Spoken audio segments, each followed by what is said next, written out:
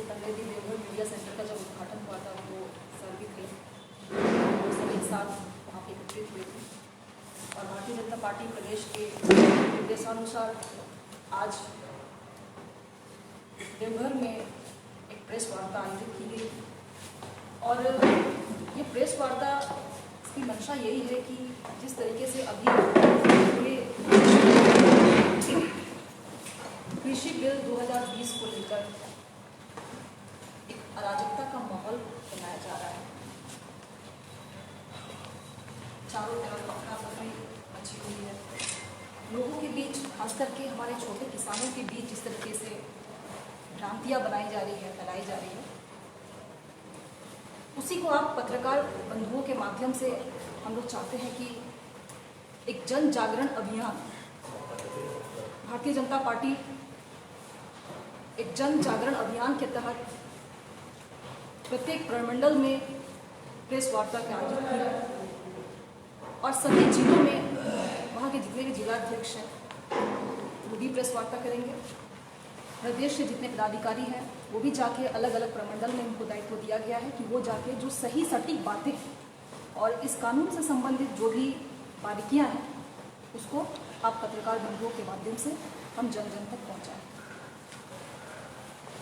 यहाँ पर हमारे लोकप्रिय विधायक देवघर के आदरणीय श्री नारायण दास जी मौजूद हैं और लगातार क्षेत्र का ये भ्रमण करते हैं, किसानों के बीच जाते हैं, गरीबों के बीच जाते हैं, मजदूरों के बीच जाते हैं और बहुत उल्लेखनीय कार्य इन्होंने भी किया है किसानों के बीच में।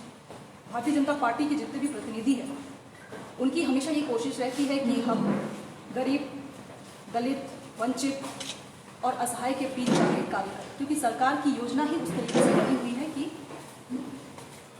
हम लोग को उनके पास जो अंतिम व्यक्ति है, पंक्ति में जो अंतिम व्यक्ति खड़े हैं उनके लिए हम लोग कार्य करते हैं। सबसे पहले इस बिल को चर्चा करेंगे। यह बिल एक तरीके से अधिकार देता है किसानों को कि वो अपनी उपज को कहीं भी, किसी को भी और किसी भी समय अपने उपज को वो बेच सकता है। बहुत बड़ी बात है कि कहीं भी, किसी भी समय और किसी को भी, ये तीन बातें जो है बहुत बड़ी बात होती है और इस तीनों बातों में बहुत गहराई भी छिपी हुई है, क्योंकि शुरू से ही आप देखिएगा कि किसानों की एक मांग रही है कि कानून बने, उनके हित में कानून बने जिससे कि उनकी आय दोगुनी हो सके और उनका जीवन स्तर जो है वो बेहतर हो सके। और सिर्फ किसानों का ही नहीं, समय समय पर हमारे देशों में ऐसे ऐसे कमीशन का भी गठन हुआ है, ऐसे कमीशन भी बने हैं, जैसे कि आप जानते हैं कि MS स्वामीनाथन जो हमारे देश के बहुत ही वरिष्ठ वैज्ञानिक रहे, कृषि वैज्ञानिक रहे हैं, उन्होंने भी अपनी रिकमेंडेशन या अपनी सिफारिशें जो है 2006 में केंद्र सरकार को दिया था और उन्होंने अपने रिकमेंडेशन में ये मेंशन किया हुआ था कि हमारे देश के जो किसान हैं वो किस तरीके से उन्नति की ओर जा सकते हैं और उसी रिकमेंडेशन को आधार बनाकर ही मोदी सरकार ने इस बिल का पूरा जो खाका है उसको तैयार किया गया।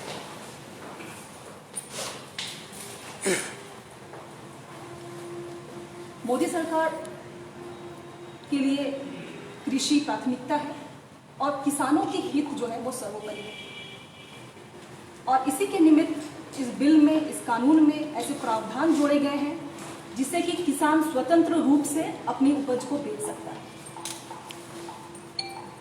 जो मंडियों की जो एक तरीके से बेड़ियां उन पे लगाई गई थी, पहले जो थी कि नहीं आप मंडी में ही अपनी फसल को बेच सकते हैं, उस मंडियों से उनको स्वतंत्र किया गया है और जो पहले से है वो एज इट इज रहेंगे, उनमें कोई चेंजेस नहीं होंगे। लेकिन हाँ, हम लोगों ने नए विकल्प भी दिए। पहले के विकल्प जो है वो मौजूद रहेंगे, उनको निरस्त नहीं किया जाएगा, लेकिन हम लोगों ने साथ ही साथ में नए विकल्प का भी इसमें दरवाजा खोला गया। जैसे कि मैंने बताया आपको कि कहीं भी वो बेच सकते, यानी कि जो अंतर राज्य या फिर राज्य के भीतर जो बैरियर्स हैं या जो बाधाएं हैं, उन बाधाओं को हमने खत्म करने का काम किया है और एक फ्री ट्रेड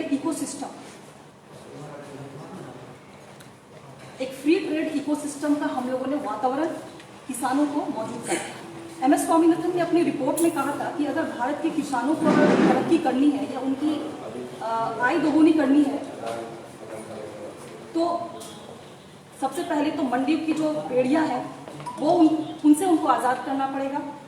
और दूसरी बात है कि किसानों की इतनी आज़ादी मिले कि वो अपनी फसलों को आज़ादी पूर्वक, स्वतंत्रता पूर्वक, जहाँ पे उनको वाजिब दाम मिल सके। ऐसा नहीं कि एपीएमसी से जो संचालित या फिर राज्य सरकार द्वारा जो नियंत्रित मंडियां हैं वो मंडियों को निरस्त किया जाएगा, जिस तरीके से अभी वातावरण बनाया जा रहा है, या फिर अफवाहें उड़ाई जा रही है कि मंडियां नहीं रहेंगी। ऐसा नहीं है। एपीएमसी द्वारा संचालित कृषि मंडियां एज इट इज रहेंगी। ये बात मैं बार बार इसलिए एम्फसाइज कर रही हूँ, स्ट्रेस कर रही हूँ, क्योंकि इसी बात को लेकर सबसे ज़्यादा पूरे देश भर में बवाल मच रहा है कि एपीएमसी की मंडियां खत्म हो जाएगी। ऐसा नहीं है। एपीएमसी की मंडियां जैसी है वैसी ही रहेंगी, लेकिन हाँ, अगर किसानों को बेहतर मूल्य मिल रहा है मंडी के बाहर या किसी अन्य जिला में, अन्य राज्य में, मान लीजिए कि गेहूं की उपज, एक उदाहरण के तौर पर मैं बोलती हूँ कि धान, यहाँ पे जैसे झारखंड में धान की अच्छी फसलें होती है, लेकिन राजस्थान में वहीं देखिए तो धान की फसलें जो है कुछ क्लाइमेटिक कंडीशन की वजह से वहाँ कम। तो किसानों को ऐसा भी हो सकता है कि यहाँ पे जो कीमतें मिल रही है राजस्थान में उससे ज़्यादा मिले। तो एक अंतर राज्य जो एक हम पहले बैरियर था कि नहीं वो दूसरे राज्य में नहीं बेच सकते या फिर टैक्स उन्हें देना पड़ेगा, तो वो हमने इस कानून के माध्यम से जो है उसको खत्म करने का काम किया है। और जाहिर सी बात है, जब उनको वाजिब दाम मिलेंगे तो उनकी आय भी दोगुनी होने की इसमें संभावना तेज होगी। दूसरी बात है कि इस कानून की जो है संवैधानिक वैधता पर भी सवाल खड़ा किया है विपक्ष ने कि नहीं, ये कानून चूंकि ये कृषि से जुड़ा हुआ मुद्दा है और कृषि जो है स्टेट सब्जेक्ट है, स्टेट का विषय है, यानी कि सिर्फ राज्य ही इस पर कानून बना सकता है। ऐसा बात नहीं है। ये जो कानून है, कृषि बिल है, ये कृषि से नहीं बल्कि ये ट्रेड से जुड़ा हुआ मामला है। और ट्रेड में जो है केंद्र सरकार को पूरा अधिकार होता है कि वो इसमें कानून बनाए, और इसी के निमित्त ये कानून को तैयार किया गया है। लगातार वार्ताएं हो रही है किसान संगठनों के साथ, हमारी भारत सरकार की, यहाँ तक कि हमारे जो गृह मंत्री हैं उन्होंने भी किसानों को बुलाया, उनके साथ वार्तालाप किया। ग्रामीण कृषि मंत्री ने भी, नरेंद्र सिंह तोमर ने भी उनके साथ वार्तालाप किया। तो जब उनको पूछा गया कि किसान संगठनों से पूछा गया कि आप अपनी राय बताइए, पूरे कानून को कंप्लीटली हम लोग निरस्त नहीं कर सकते, आप बार बार जो एक मांग रख रहे हैं कि नहीं कानून को ही निरस्त कर दिया जाए, तो आप बताइए कि कानून को निरस्त करना चूंकि संभव नहीं है, इस कानून में जो प्रावधान है, आपको अगर लगता है कि इस कानून के कोई भी प्रावधान से दिक्कतें हो रही है या किसानों को हानि है, तो वो भारत सरकार अपने समक्ष रखने के लिए किसान भाइयों से आग्रह कर रही है। पूरे कानून को निरस्त करना संभव नहीं है। कानून के प्रावधान को हम लोग बोल रहे हैं कि जिस भी प्रावधान से आपको दिक्कतें हो रही हैं उस प्रावधान को आप हमारे सामने रखिए, फिर हम लोग उसमें बैठ के सुलह करके फिर उसमें हम लोग उचित जो है कदम उठाएंगे। तीसरी बात है, इस कानून की सबसे महत्वपूर्ण बात है, जो आरोप लगाया जा रहा है कि एमएसपी की जो सुविधा है वो खत्म कर दी जाएगी, एमएसपी की जो व्यवस्था है वो खत्म कर दी जाएगी। ये आरोप लगाया जा रहा है हमारे केंद्र सरकार पे कि नए बिल को लेकर कि इस नए बिल से एमएसपी की सुविधा खत्म कर दी जाएगी। ऐसा नहीं है। एमएसपी जैसा था एज इट इज वो रहेगा। केंद्र सरकार, मोदी सरकार एमएसपी के प्रति बहुत ज़्यादा गंभीर है। और आपको मालूम होना चाहिए कि इस बार जैसे ही कृषि कानून बनाया गया, पारित किया गया, उसके बाद ही सितंबर महीने में 6 रबी फसलों का एमएसपी केंद्र सरकार ने घोषणा किया। तो कृषि बिल के आने के बाद ही हम लोगों का एमएसपी का घोषणा करना, वो भी 6 रबी फसलों का, इस बात का सबूत है या इस बात का परिचायक है कि एमएसपी के प्रति हम लोग कितने कटिबद्ध हैं। एमएसपी किसानों को एक सुरक्षा प्रदान करता है और वो हमेशा करता रहेगा। एमएसपी की सुविधा हम लोग कहीं भी उसको खत्म नहीं कर रहे हैं। ये भी एक तरीके का भ्रांति है जो किसान भाइयों में, छोटे किसान भाइयों में फैलाया जा रहा है और उनको भड़काया जा रहा है। आंदोलन के नाम पे यही सब चीज़ों से उनको उकसाया जा रहा है, जो कि बिल्कुल गलत है। कॉन्ट्रैक्ट फार्मिंग की बातें हो रही है, क्योंकि इसमें एक नए प्रावधान है कि कॉन्ट्रैक्ट फार्मिंग की जाएगी। कॉन्ट्रैक्ट फार्मिंग हमारे देश में कोई नई व्यवस्था नहीं है, पहले से ही कॉन्ट्रैक्ट फार्मिंग जो है हमारे भारत देश में ये उपस्थित है और किसान भाई इसके जरिए भी खेती कर रहे हैं। चाहे आप गुजरात बोलिए, महाराष्ट्र बोलिए, पंजाब, हरियाणा, इन सभी राज्यों में कॉन्ट्रैक्ट फार्मिंग चल रहा है। इसमें जो करार होगा, जो डील होगी, या जो एग्रीमेंट होगा वो किसान के जमीन के साथ नहीं बल्कि उनके उपज के साथ होगा। जो भी प्रायोजक है या जो भी व्यापारी है वो डील करेंगे उनके प्रोड्यूस के साथ, यानी कि जो खेती उपज होती है, प्रोडक्ट होती है, उनके साथ होती है। लेकिन ये भी गलतफहमी फैलाई जा रही है या भ्रांति फैलाई जा रही है कि नहीं आपकी जमीन के साथ लीज होगा। वो कहीं भी जमीन की बात नहीं आती है। किसानों का हित इसमें सुरक्षित रहेगा, उनकी जमीन इसमें सुरक्षित रहेगी। जमीन के साथ कोई भी लीज, पट्टा, किसी भी तरीके का कोई भी साइन नहीं होगा।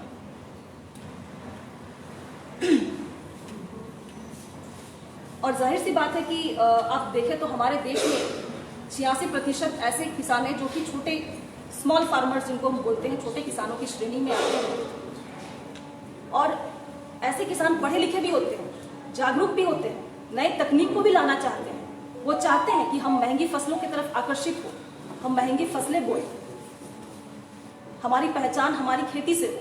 लेकिन उनके पास मार्केट उपलब्ध नहीं होता है या उनके पास वैसे निवेशक नहीं होते हैं जिनके साथ वो एक डील कर सके कि ठीक है आप हमारी उपज को इतने कीमतों में आप इसे ले सकते हैं। तो हम लोगों ने एक तरीके का मार्केट किसानों को उपलब्ध करवाने का काम किया है। एक तरीके का हम लोगों ने किसानों को जो है उनके एरिया को बढ़ाने का काम किया है, उनके ट्रेड एरिया को या फिर व्यापार क्षेत्र को बढ़ाने का हमने इस बिल के माध्यम से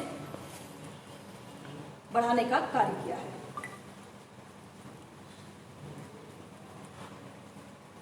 जब कॉन्ट्रैक्ट फार्मिंग होगी तो जाहिर सी बात है छोटी मोटी विवादों भी जो है उत्पन्न होगी। और इसको लेकर भी भ्रांतियां फैलाई जा रही है कि किसान के साथ अगर कुछ तरीके से गड़बड़ी होंगी, विवाद होंगे तो किसान जो है कोर्ट के तरफ या न्यायालय की तरफ नहीं जा पाएंगे, न्यायालय का दरवाजा नहीं खटखटा पाएंगे। यह भी गलत है। इसमें अगर एक नई प्रावधान सरकार ने है इस बिल के माध्यम से कि सुलभ और सरल विवाद समाधान तंत्र की व्यवस्था इस बिल के माध्यम से किया गया है कि अगर किसी भी तरीके का विवाद होता है कॉन्ट्रैक्ट फार्मिंग से जुड़े हुए कोई भी मामला अगर हो तो उसमें अगर किसी भी तरीके का विवाद होता है तो एसडीएम को यह पावर दिया गया है कि वो 30 दिन के अंदर उस विवाद का समाधान करे। लेकिन अगर एसडीएम के फैसले से किसान अगर असंतुष्ट है या उन्हें लगता है कि नहीं हमें इस फैसले को चैलेंज करना चाहिए या हमें अपील करना चाहिए न्यायालय में, तो वो बिल्कुल फ्री है। वो सिविल कोर्ट में, सिविल न्यायालय में इस मैटर को लेके वो आगे जा सकते हैं या फिर उसको चैलेंज एसडीएम के फैसले को वो चैलेंज कर सकते हैं। साथियों, कई सारे बातों को मैंने इस बिल के माध्यम से जो भी बिल का है आप सबके सामने मैंने रखा। और खास करके जो भ्रांतियां फैलाई जा रही है जिन बातों को लेकर, मेरी कोशिश यही रही है कि उन भ्रांतियों को हम लोग जो है काउंटर करें। और हम चाहेंगे कि आप पत्रकार बंधु जो है मुख्यतः इन्हीं बातों को जो है ज़्यादा जोर देके आप प्रकाशित करें ताकि जन जन तक ये बातें जाए। और हमारी सरकार किसान विरोधी नहीं बल्कि किसान हितैषी है और वो किस तरीके से किसानों की आय दोगुनी करने के लिए वो दिन रात मेहनत कर रही है। लगातार कमेटियां की गठन की जा रही है, बैठकें हो रही है, मंत्रिमंडल की बैठकें हो रही हैं, किसान भाइयों के साथ हमारी बैठकें हो रही है।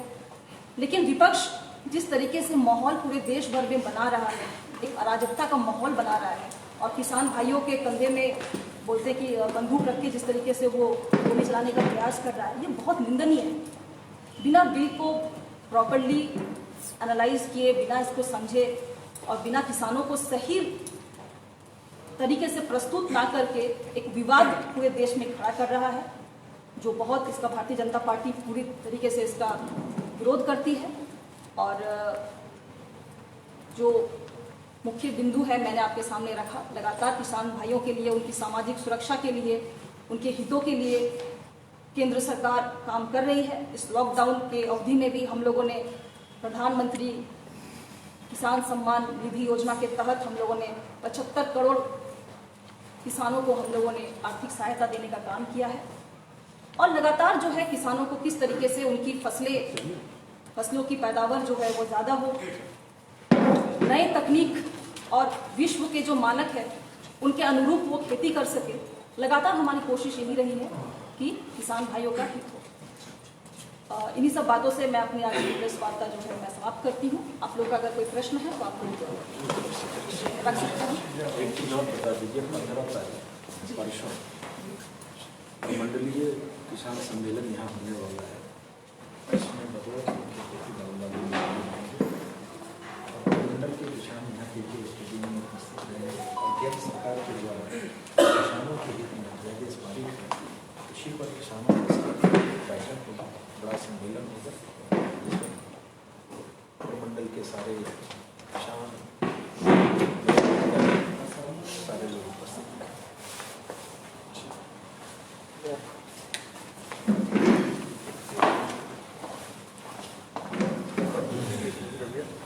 संक्षिप्त में बताइए किस मुद्दों को लेकर आज प्रेस वार्ता रखे हैं।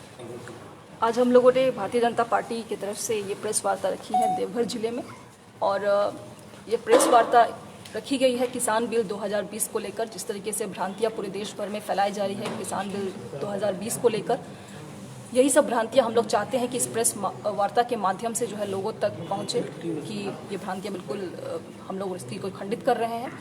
खास करके कुछ विषय हैं जो हम लोग आज मुख्य रूप से रख रहे हैं, जैसे कि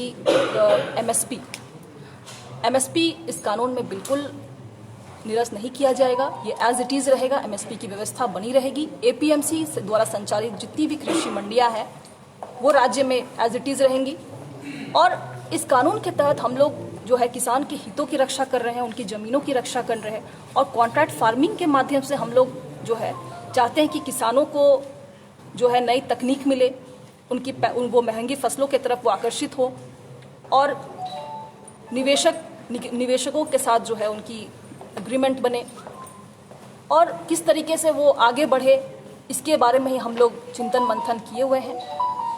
सबसे बड़ी बात की भ्रांतियां को हम लोग दूर करने के लिए ही आज ये बैठक, मुख्य रूप से ये प्रेस वार्ता हम लोगों ने बुलाई है, जिसके तहत आप सब यहाँ पे आए हुए हैं। 28 को यहाँ कुछ मेला लगना है। 28 को 15 तारीख को हम लोगों ने यहाँ पे किसान सम्मेलन का आयोजन किया है। आप बता दीजिए इसको, या बता दो।